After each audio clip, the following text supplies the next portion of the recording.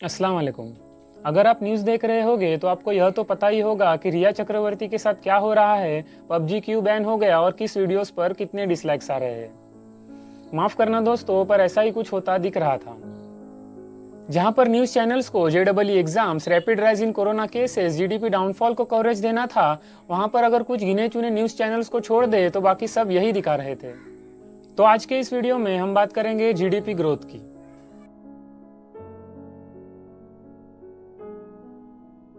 Lockdown के impose होने से कई दिनों तक सभी कंपनीज और इंस्टीट्यूट्स बंद थे। बहुत दिनों तक कंपनीज बंद होने के कारण कंपनीज के पास एम्प्लॉयज को पे करने के लिए पैसे नहीं थे, जिसकी वजह से उन्होंने कई एम्प्लॉयज को जॉब से निकाला और कई सीनियर एम्प्लॉयज की पे कट करी। सीएमआई के हिसाब से कोविड-19 लॉकडाउन की वजह से करीब 12 करोड़ लोग बेरोजगार हो गए थे, जिनमें से काफी माइग्रेंट वर्कर्स थे। इसके बारे में मैंने ऑलरेडी एक वीडियो बना रखी है, आप चाहे तो आई बटन पर क्लिक करके देख सकते हो। जहां देश की जीडीपी पिछले 8 क्वार्टर से ही डाउनफॉल से गुजर रही थी, वहां कोरोना से टकराकर आज के दिन -23.9 लगभग 24% निगेटिव ग्रोथ में चली गई। वो कहते हैं ना, जब आंधी आती है तो कमजोर मकान सबसे पहले गिरते हैं। कुछ ऐसा ही हमारी देश की इकोनॉमी के साथ होता दिख रहा था। जहां देश में अनएम्प्लॉयमेंट पीक पर चल रही थी, जॉब लॉसेस मिलियंस में हो रहे थे, तो इकोनॉमिस्ट ने -15 से -20% जीडीपी ग्रोथ रेट प्रेडिक्ट की थी। पर जब एनएसओ का डेटा आया तो जीडीपी सारे रिकॉर्ड तोड़कर -23.9% का रिकॉर्ड दर्ज कर चुका था और India one of the worst performing economy of the world बन चुकी थी। सेक्टर बाय सेक्टर जो डेटा आया था, उसमें लगभग सभी सेक्टर्स में निगेटिव ग्रोथ देखने को मिली थी। कंस्ट्रक्शन, मैन्युफैक्चरिंग और ट्रांसपोर्टेशन में लगभग -40 to -50% जीडीपी ग्रोथ देखने को मिली थी। एग्रीकल्चर इकलौता ऐसा सेक्टर था जहां पॉजिटिव ग्रोथ देखने को मिली थी। अगर आप सोच रहे होंगे कि जीडीपी की यह हालत कोविड क्राइसिस की वजह से है, तो आप गलत हैं, क्योंकि जीडीपी ग्रोथ रेट पिछले कुछ समय से ही सफर कर रहा था।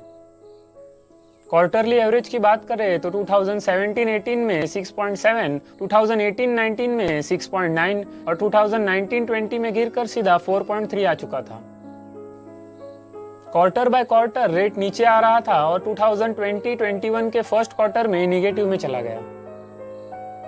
इंडिया के ex chief statistician Pranab Sen का यह मानना है कि इकोनॉमिक परफॉर्मेंस -23.9 से भी बुरा हो सकता है, क्योंकि अभी के गवर्नमेंट डेटा में स्मॉल कंपनीज और इनफॉर्मल सेक्टर को एक्सक्लूड किया गया है, जिस पर कोविड-19 के लॉकडाउन का सबसे ज्यादा असर पड़ा था। कोविड क्राइसिस के पहले यानी जनवरी, फरवरी, मार्च में ही ऑलरेडी हमारी जीडीपी 11 ईयर लो पर चल रही थी, जिसके कई कारण हैं, जिसके ऊपर आगे वीडियो में बात करेंगे। सीएमआई के अनुसार 2018 में इंडिया ने 11 मिलियन जॉब्स खोए थे, जिसमें रूरल एरियाज के लोग मोस्टली अफेक्टेड थे। और हमने 2018-19 में अपना अनएम्प्लॉयमेंट फिगर डबल कर लिया, जिसके कारण 2019 में अनएम्प्लॉयमेंट 45 ईयर हाई पर चल रही थी। और आज जब इकोनॉमी की यह हालत है, तो आप अंदाजा लगा सकते हैं कि अनएम्प्लॉयमेंट कितनी होगी। कुछ न्यूज एजेंसीज के अनुसार लगभग 19 मिलियन सैलरीड इंडियंस और 21% वर्कफोर्स को अपनी काम से हाथ धोना पड़ा। साथ ही 7 मिलियन डेली वेज अर्नर्स को अनएम्प्लॉयमेंट फेस करनी पड़ी। वर्ल्ड बैंक का कहना है कि इस क्राइसिस को लेकर tens of million Indians poverty में चले जाएंगे। अगर आप इन्फ्लेशन देखोगे तो उसमें कोई कमी नहीं आई है। यूजुअली जब ग्रोथ रेट गिरती है तो साथ ही प्राइसेस भी गिरते हैं, पर इस बार थोड़ा उल्टा हुआ है। इसके कारण पब्लिक जो है वो सफर कर रही है। एक तरफ उनके जॉब्स जा रहे हैं, अनएम्प्लॉयमेंट पीक पर है, पे कट्स हो रहे हैं, और दूसरी तरफ महंगाई भी बढ़ रही है। जब हम जीडीपी और इकोनॉमी की बात करते हैं तो हम यह भूल जाते हैं कि इकोनॉमी की कीमत क्या होती है और एक बुरे इकोनॉमिक परफॉर्मेंस का क्या मतलब होता है। इस इकोनॉमी का डायरेक्ट असर लोगों की जिंदगी पर पड़ता है। जीडीपी में 1% की ग्रोथ की वजह से लगभग 30 लाख लोग गरीबी से बाहर निकल सकते हैं।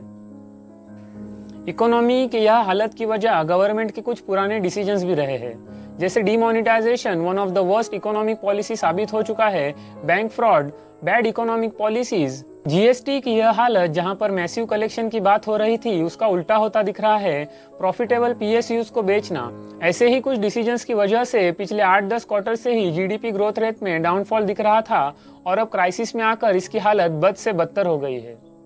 जीडीपी के 4 पार्ट्स होते हैं, जिसमें कंजम्पशन, इन्वेस्टमेंट, गवर्नमेंट स्पेंडिंग और नेट एक्सपोर्ट्स का समेशन होता है। इंडिया की जीडीपी गिरी है क्योंकि 4 में से 2 वेरिएबल्स कंजम्पशन और इन्वेस्टमेंट क्रैश हुए हैं। गुड्स एंड सर्विसेज का कंजम्पशन इकोनॉमी ड्राइव करता है। कंजम्पशन रेट की बात करें तो उसमें एज एक्सपेक्टेड गिरावट दिखी है क्योंकि लोग खरीदारी नहीं कर पा रहे हैं लॉकडाउन की वजह से। लॉकडाउन में करोड़ों की संख्या में जॉब लॉसेस हुए तो कंजम्पशन रेट गिरना तो लाजमी था। जैसे मैंने पहले आपको बताया कि एनएसओ के डेटा के हिसाब से लगभग सभी सेक्टर में नेगेटिव ग्रोथ देखने को मिली थी सिवाय एग्रीकल्चर के।